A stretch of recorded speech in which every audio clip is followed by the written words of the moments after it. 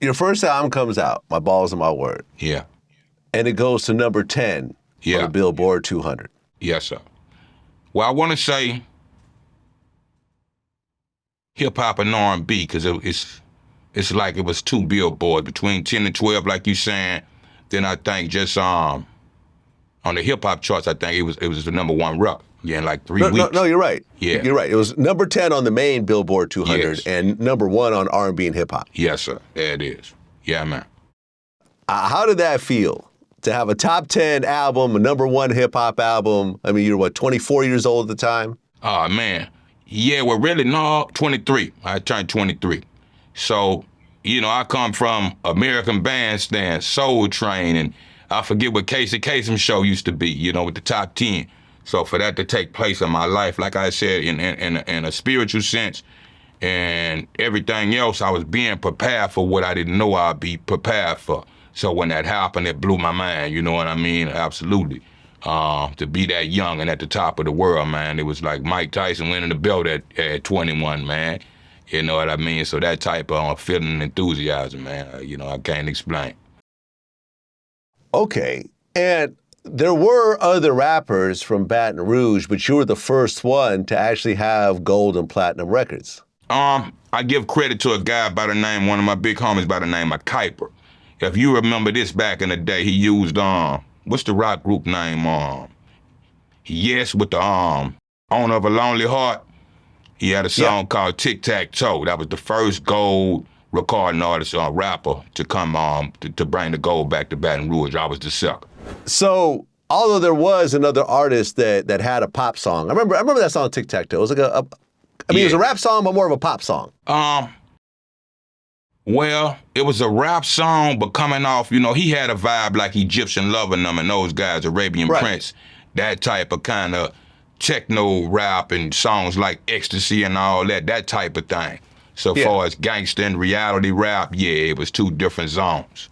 Yeah. Right. So you were the first street rapper with a gold and platinum record. Like, how did it feel to be in Baton Rouge and essentially be the biggest thing in the city? Oh, man, crazy. For the first couple of years, we couldn't perform in Baton Rouge. They'll tear the clubs up before we get there.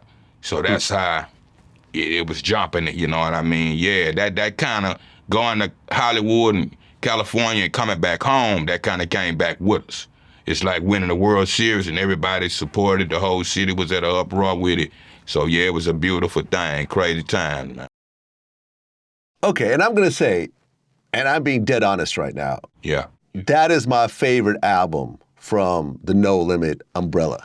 Yes, sir. And I appreciate that, man. Love you much for that, Vlad. You know, anytime you put it, if I don't see it, somebody send it to me. So when I say over 10 years, bro, I appreciate your love, respect, and support, man. Yeah, every time. Yeah, man. Yeah, no, I've been saying this for years. I mean, listen, everyone has their own opinion, and some people might say it's masterpiece, some people might say it's mystical, but for me, the album that I listened to the most over and over and over again was My Balls and My Word. Yes, indeed. Better Than Last Time, man, I love that song. Yeah, that's a lot of people's favorites, man. Yeah, shouts out to Max Minnelli, man, absolutely. Max Minnelli, exactly, on that. And Keep It Real is my other favorite song on it. Yeah, that was like the theme, man. I was looking for something to capture the essence of Louisiana, and when Happy come with those banjos and different things like that, that set it off for me. So yeah, that's one of my favorites. Yeah. Now, right about that time, 1998. Yeah. A 16-year-old Lil Boosie joins concentration camp.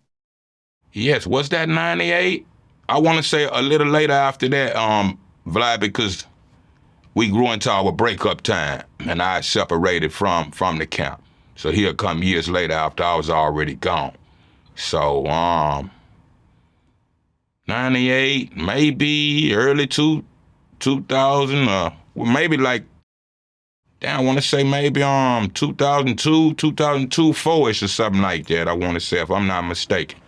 But I knew it wasn't around that time because we still was kind of, you know, functioning as a band of brothers. Okay, because I looked it up. I mean, his first project, Youngest of the Camp, it was recorded in 1999 and released in 2000. Okay, so I say 2000. Yeah. 2000, but 99 he was already around. And I talked to him this morning about it. He said, he was a little dude that was watching the music videos, getting filmed, and he was trying to, be affiliated, and then he was definitely around. He was around, we done been a lot of places together, and there's a few songs that's documented that we got recorded. But I remember that. Me and Suka Slim will bring him around me, you know what I mean? And I'll bring him around, and that type of thing. So he was, but I just didn't remember what date that Youngest in the Camp came out. But yeah, you're right, somewhere like that, 2000, 99, 2000. Right, and Boosie's actually your cousin. Yeah. Same block, same neighborhood, man. Yeah, we down the line family tree, you know what I mean? A whole lot of stories there, but since real young, like I said, we got like a 9-year gap between us. So I ran with Bronson and Donk, and you know what I mean, and Donk Big Brother Dion, that type of thing, since like preschool, 4 years old, we've been running together. Yeah. Okay, so the album comes out and it's a big hit. Yeah.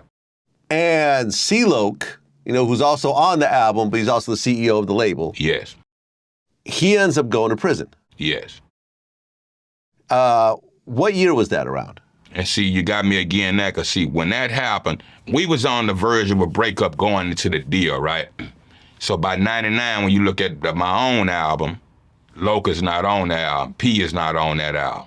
You know what I mean? The only guys that was major outside of our circle was Daz and Too Short. You see what I'm saying? So when all that took place, I wasn't around anymore. Right? Okay, because CeeLo, from what I understand, it was around 99 when he went to prison, and he got 8 years in prison? Yeah, I think so, something like that. Okay, do you know what he went to prison for? I think he had an altercation with one of the guys in the city, you know what I mean? Might have been a record company owner, I won't go far as saying his name.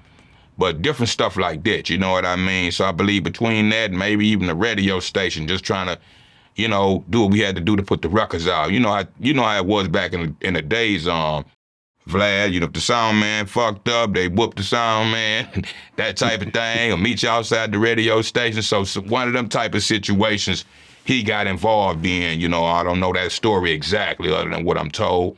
But something like that. He was already a parolee, you see what I'm saying? So he violated his parole, so that set him up for a minute.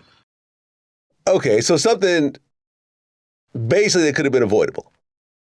I wasn't there to call it. You see what I'm saying? It can go off of simple terms in the conversation.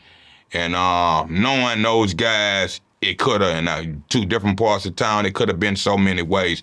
So not knowing that directly, I don't want to quote it, you know what I mean? But it was something that, obviously took place,